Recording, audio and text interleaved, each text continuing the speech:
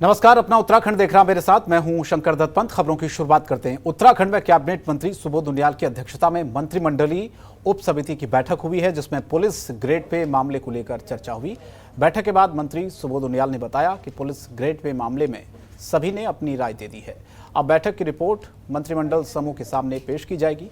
इसी के साथ कैबिनेट मंत्री सुबोध उनियाल ने बताया कि प्रदेश में कोविड कर्फ्यू को 1 हफ्ते के लिए फिर से बढ़ा दिया गया है, जिसके बाद अब कोरोना कर्फ्यू 17 अगस्त से 24 अगस्त तक रहेगा। साथ ही पहले की जो छूट रहेगी वो उसी तरह से जारी रहेगी।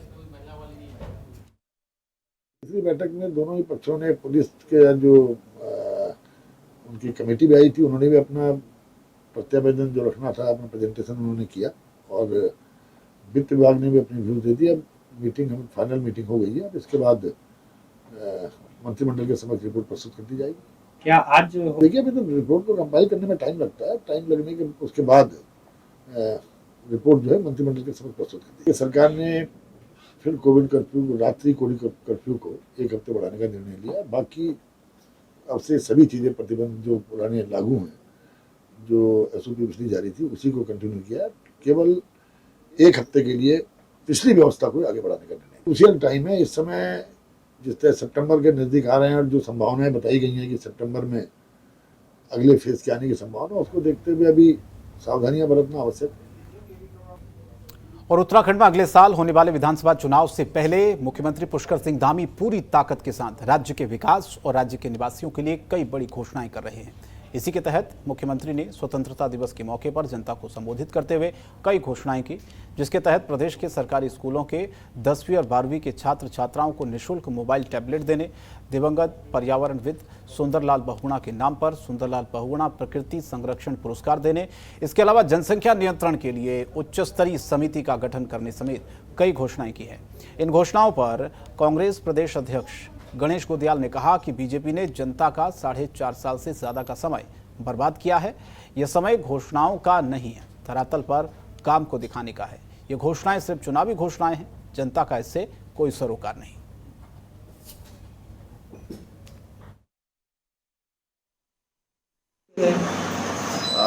अब जब कि चुनाव आने वाले हैं, तब लोग घोषणाएं नहीं सुनना चाहते, लोग धरातल पर काम देखना चाहते हैं। और कोई भी राजनीतिक दल हो, जब वो सरकार में रहता है तो चुनाव आते आते वो अपने किए हुए कामों को बताता है, न कि घोषणा करता है।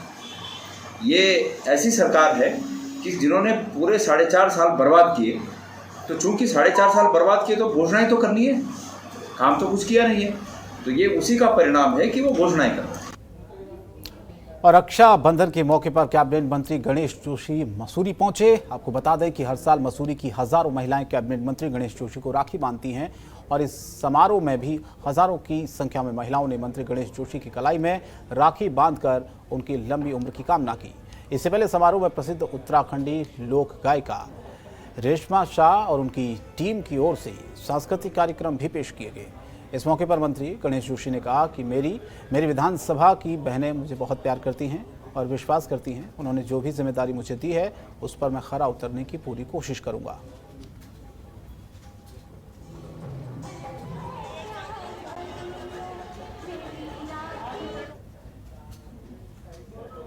आपने गिफ्ट की बात की, मैं वो जो बहुत छोटी चीज है, लेकिन एक भरोसा, एक विश्वास अपनी बहनों को देना कह सकता हूँ।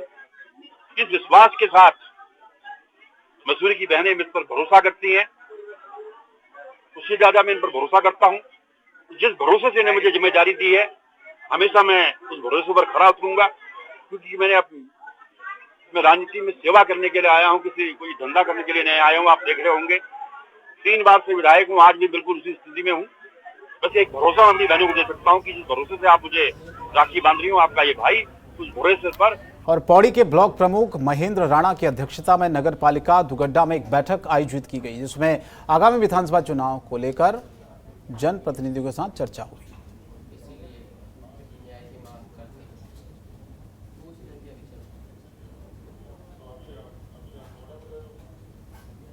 ब्रेक के बाद स्वागत आपका। प्रधानमंत्री नरेंद्र मोदी के आह्वान पर देश भर में 75वें स्वतंत्रता दिवस को अमृत महोत्सव के रूप में मनाया जा रहा है। और इसी कड़ी में नमामि गंगे की ओर से हरिद्वार के चंडी घाट से आजादी का अमृत महोत्सव कार्यक्रम का शुभारंभ किया गया है। कार्यक्रम में उत्तराखंड के पेयजल मंत्री बिशन सिंह चुफाल और स्वामी यतीश्वरानंद समेत कई सामाजिक संस्थाओं से जुड़े लोग शामिल हुए। इस दौरान रानी लक्ष्मीबाई, भगत सिंह, राजगुरु और सुखदेव जैसे कई शहीदों के किरदारों का मंचन हुआ। कैबिनेट मंत्री स्वामी यतीश्वरानंद ने बताया कि साल भर पूरे देश में अमृत महोत्सव कार्यक्रम आयोजित किए जाएंगे और इस कार्यक्रम के जरिए देश के युवाओं को देश के वीर शहीदों को जानने का भी मौका मिलेगा।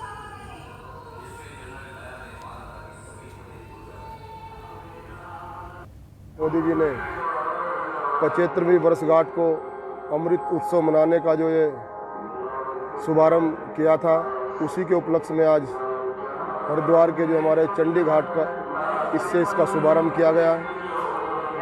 पूरे साल ये अमृत महोत्सव जगह जगह पर मनाया जाएगा। जितने भी हमारे महान पुरुष हुए हैं, उनके जीवन के बारे में जनता को बताया जाएगा, युवाओं को बताया जाएगा।